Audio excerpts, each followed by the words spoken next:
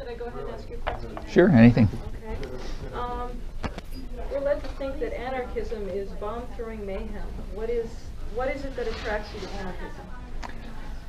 Anarchism has nothing to do with bomb-throwing mayhem. It's anarchism is a point of view which, first of all, it covers a lot of things. You know, political rhetoric is not the clearest. It's not a model of clarity, and anarchism has covered quite a lot of ground. But the mainstream of it has just been the basic principle, which I think comes straight out of classical liberalism and the Enlightenment, that any form of authority and domination has a burden of proof to bear.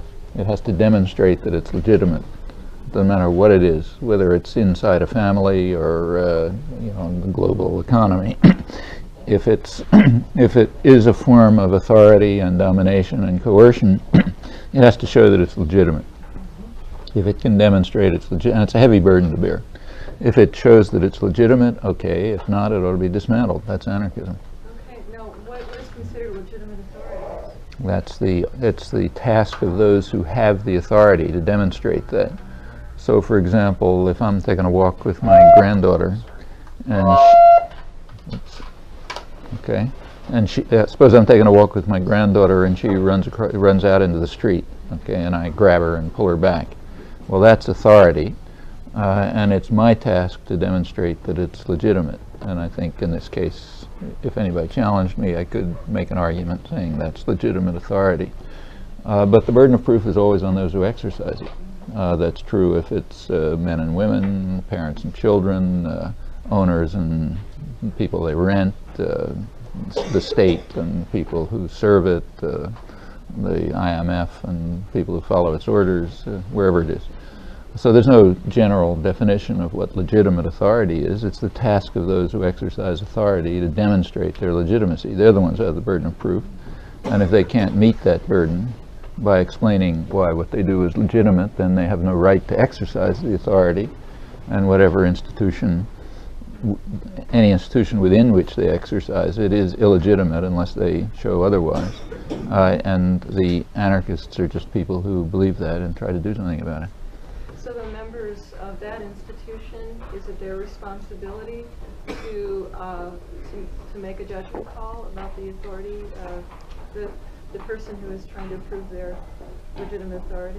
Well, I don't mean that every minute of the day everybody has to be saying, look, this is my legitimate authority, but they have to be prepared to meet the challenge. Sure. So if it's like suppose it's a formally democratic state, well, in principle, that challenge is met by interchange among the population, which recognizes the authority of actions in the public arena through constant interaction, debate, struggle, and so on. In theory, that's what happens if it is a democratic state. To the extent that that doesn't happen, it's not a democratic state and it is illegitimate. When you move to other systems of authority, like, say, private corporations or fascist states or other forms of totalitarianism, there's no question of legitimacy because they have none. You know. Right. So, but it's the responsibility of the other people in that institution, whatever that institution might be, to question and to challenge. No, it's not their responsibility. It's their responsibility to meet the challenge. It's the responsibility of people to make the challenge.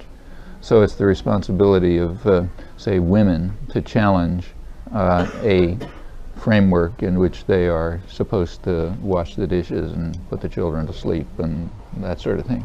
And it's the responsibility of men in a traditional patriarchic family to answer that challenge. I mean, it would be nice if the challenge could be raised by those in positions of authority, but that's pretty rare.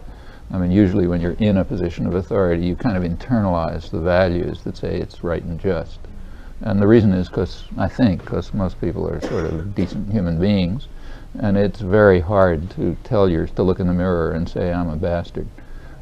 So usually what you do is look in the mirror and say, I'm a nice guy, and I do these things because it's right and just and legitimate. And that's pretty standard, you know. I mean, everybody knows that from their own experience. We don't have to go into it. That's what people are like.